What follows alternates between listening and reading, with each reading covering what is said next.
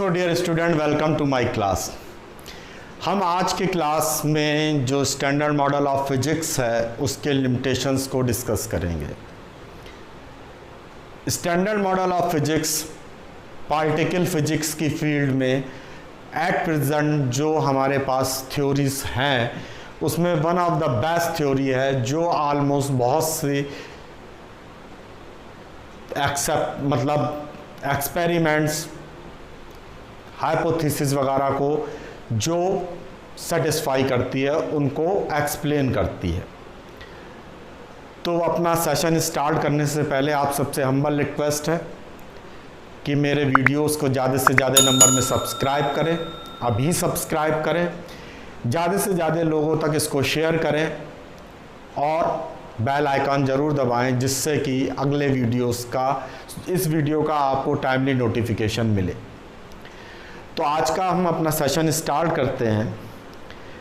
तो आल्दो हमने ये देखा था कि जो स्टैंडर्ड मॉडल ऑफ फिजिक्स है वो हमारी बहुत सी चीज़ों को एक्सप्लेन कर रहा है, पर हमारी कुछ ऐसी चीज़ें हैं जिनको ये नहीं बता पा रहा।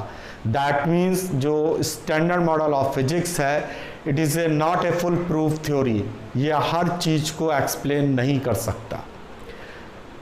तो आज हम ये देखेंगे कि वो क्या शॉर्टकमिंग्स हैं जो इसको एक फुल प्रूफ थ्योरी बनने से रोक रही हैं या मॉडल बनने से रोक रही हैं। तो सबसे पहली चीज़ है वो जो शॉर्टकमिंग है वो ये है कि जो स्टैंडर्ड मॉडल ऑफ फिजिक्स है इसमें आर्बिट्ररी कांस्टेंट्स का नंबर बहुत ज़्यादा है, यानी it consist of a large number of arbitrary constants. Arbitrary constants वो होते हैं जिनको हम अपने ही हिसाब से चूज करते हैं, कोई उन पे हम रूल्स रेगुलेशन नहीं होते, जैसा हम चाहते हैं उनको अपने मन मुताबिक उनको हम चूज कर लेते हैं। तो अगर हमारी चॉइस अच्छी होगी तो हम जो कांस्टेंट चूज करेंगे वो उसी रिजल्ट को शो करेंगे जो रिजल्ट हम देना चाहते थे। That means good choice of constant leads to the exact match with experimental result, यानी जो हम थ्योरेटिकली बताना चाहते थे वो हमारा एक्सपेरिमेंटली प्रूवन हो जाएगा अगर हमारी कांस्टेंट की चॉइस सही होगी। पर जो एक अच्छी फंडामेंटल थ्योरी है उस थ्योरी में ये आर्बिट्ररीनेस नहीं होनी चाहिए, यानी जो कांस्टेंट है वो सेल्फ एविडेंट होने चाहिए, वो किसी बेस के ऊपर रिलाई करने चाहिए, ना कि हमारी विलिंगनेस के ऊपर। तो ये एक बहुत बड़ी शॉर्टकमिंग थी स्टैंडर्ड मॉडल ऑफ फिजिक्स की। दूसरी शॉर्टकमिंग है ग्रेविटी।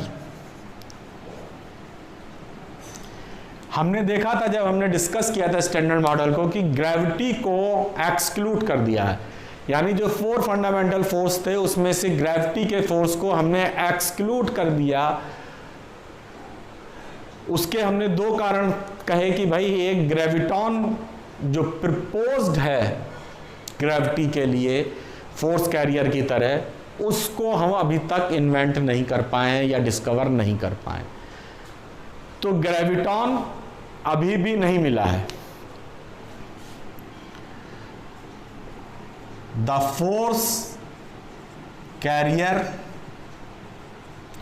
ग्रेविटॉन जो प्रपोज्ड है स्टिल नॉट डिस्कवर्ड, अभी तक खोजा नहीं जा सका। इसके अलावा जो आज तक सबसे बेस्ट थ्योरी है जो ग्रेविटी को एक्सप्लेन करती है, जनरल रिलेटिविटी की theory, the best known theory of gravity I general theory of general relativity. ये जो थ्योरी है, ये मॉडल जो है हमारा वो उसके कंपेटेबल नहीं है, यानी standard model of physics not compatible with the general theory of relativity.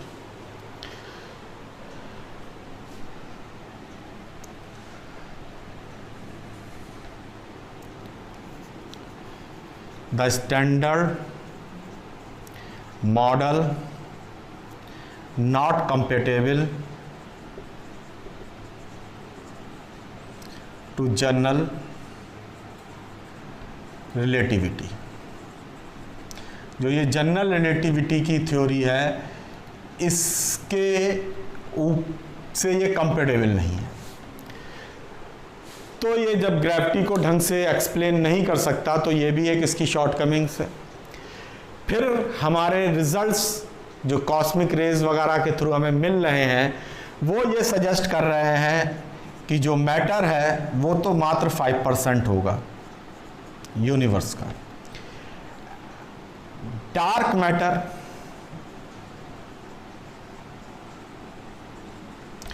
26% होगा एंड डार्क एनर्जी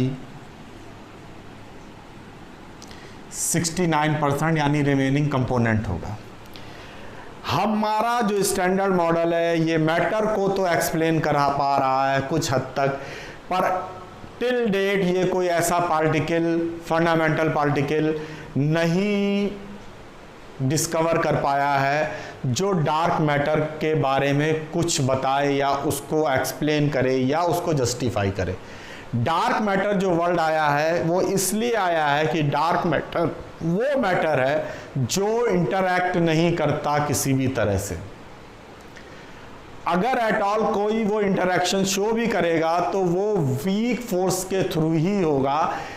तो हमें अभी तक ऐसा कोई डार्क मैटर की प्रेजेंस है ये हमें क्लियर है, लेकिन कंक्लूसिव उसके बारे में हमारे पास कोई इंफॉर्मेशन नहीं है, क्योंकि dark matter very rarely interact करता। जब वो इंटरैक्ट ही नहीं करता, इसलिए हम उसको डार्क मैटर के नाम से जानते हैं। हम इसे इस तरह से समझ सकते हैं कि डार्क मैटर एक बहुत सिंपली अगर हम समझने की कोशिश करें, अगर कोई चीज़ कभी भी हमारे आंखों के सामने ना आए, वो हमें किसी भी तरह से अपनी उपस्थिति का एहसास ना दिलाए, तो हम उसको जान भी नहीं पाएंगे।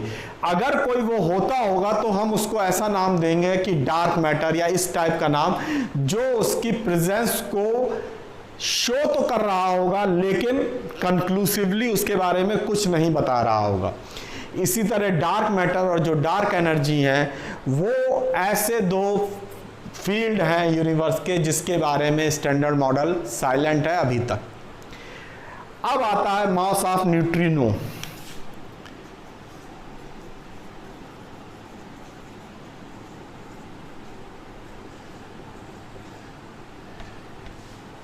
Standard model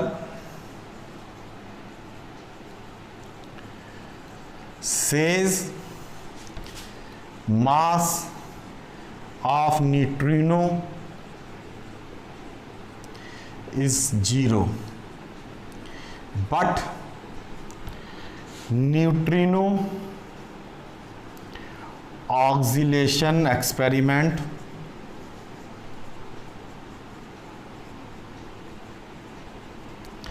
shows that neutrino have some mass। यानी जो हमारा न्यूट्रिनो है जो लेप्टॉन को बिलोंग करता है, उसमें स्टैंडर्ड मॉडल कहता है कि उसमें कोई भी मास नहीं होगा, पर एक्सपेरिमेंटल रिजल्ट कहते हैं कि उसमें थोड़ा बहुत मास होगा। तो ये भी स्टैंडर्ड मॉडल का एक ड्रॉबैक है। तो ये वो मोटे मोटे ड्रॉबैक्स हैं जिनके बेस पे हमारा स्टैंडर्ड मॉडल फुल प्रूफ नहीं रह जाता। इसके अलावा कुछ और हैं, मैटर एंटी मैटर एसिमेट्री है, वो भी अनएक्सप्लेनेबल है। तो ये सोचा जाएगा या समझा गया है, कुछ ऐसे इंडिकेशंस हैं, कुछ ऐसे संकेत हैं, कुछ ऐसे एक्सपेरिमेंटल फाइंडिंग्स हैं जो ये कहती हैं कि जहाँ तक अभी हम पहुँच गए हैं, यानी हमने 3 फोर्स को यूनिफाई कर लिया है और फंडामेंटल और पार्टिकल्स या सब एटॉमिक पार्टिकल्स को भी यूनिफाई करके एक स्टैंडर्ड मॉडल ऑफ फिजिक्स दे दिया है, लेकिन बची हुई जो फोर्स है और बचे हुए जो पार्टिकल्स हैं या जो उनके ऊपर अभी क्वेश्चंस हैं, उन सबको एक्सप्लेन करने वाली कोई एक ऐसी थ्योरी होगी जो इन सब थ्योरी का यूनिफिकेशन होगी। उस थ्योरी को हम ग्रांड यूनिफाइड फील्ड थ्योरी के नाम से जानते हैं। तो ये एक उम्मीद है कि आने वाले भविष्य में एक ऐसी ग्रांड यूनिफाइड थ्योरी होगी जो इन सब चीज़ों को रिप्रेजेंट बता सकेगी, प्रूफ कर सकेगी और उसको एक्सप्लेन कर सकेगी। तो ये ग्रांड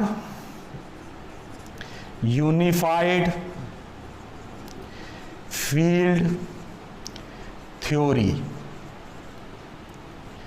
GUTS। अच्छा, यहाँ आपको एक और इंफॉर्मेशन दें कि बियॉन्ड स्टैंडर्ड मॉडल BSM के नाम से भी बहुत सारी थ्योरीज डेवलप हुई हैं जो इस मॉडल के अलग जाके भी इन फिनोमेनास को एक्सप्लेन करने की कोशिश करती हैं।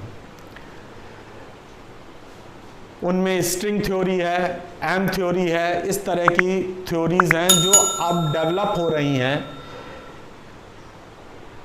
क्योंकि कुछ ऐसी चीज़ें हैं जिनके जवाब मिलना ज़रूरी हैं। उनमें से एक बहुत बड़ा टाइम स्पेस सिंगुलरिटी का वो भी एक्सप्लेन करना है।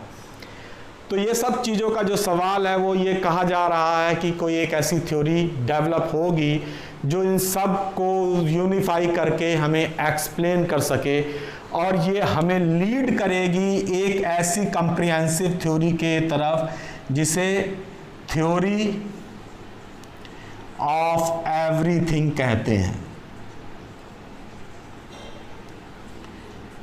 ये थ्योरीज डेवलप होंगी, प्रपोज्ड हैं, इसके इंडिकेशंस हैं, तो इनके बेस पे हम ये कह सकते हैं कि ये थ्योरी डेवलप होंगी इन फ्यूचर और बहुत सारे उलझे हुए सवाल जिनके जवाब अभी तक हमारे सामने नहीं हैं उनको वो जवाब देंगी। तो अब भी आज का क्लास हम अपना यहीं पे फिनिश करते हैं। So kindly share, like and subscribe my channel. So thanks to all of you.